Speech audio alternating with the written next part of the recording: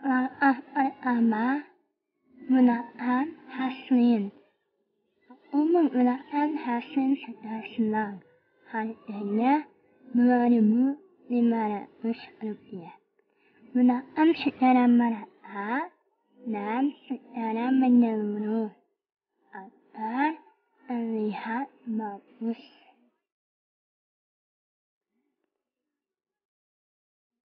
Langkah kedua, gunakan bedak tabur supaya lebih menyeluruh secara keseluruhan.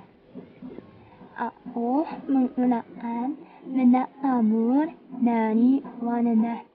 Harganya Rp45.000.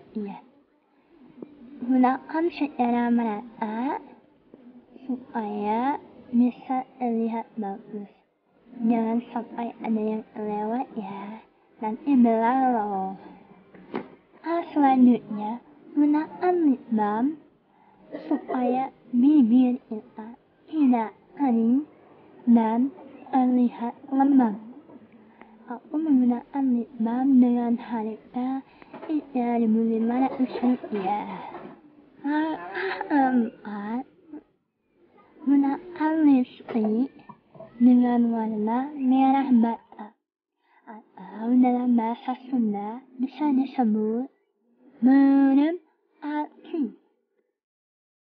Lalu tap-tap bibir kita atas dan bawah supaya tidak terlihat menor oleh orang lain. Aku menggunakan lipstick ini dengan harga Rp20.000. Langkah yang selanjutnya, gunakan eyeshadow berwarna kuning emas supaya wajah kita terlihat lebih segar dan lebih berwarna. Gunakan dari sisi kanan dan sisi kiri secara merata ya.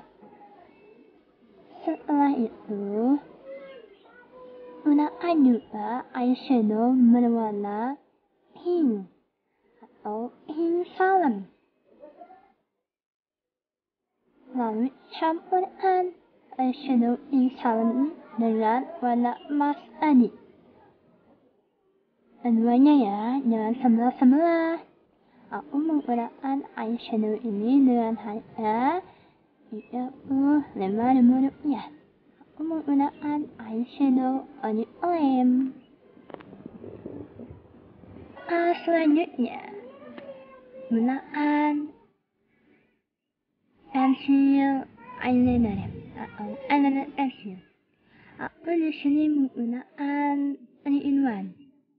Bisa dipakai buat pensil alis, lip liner, dan juga eyeliner.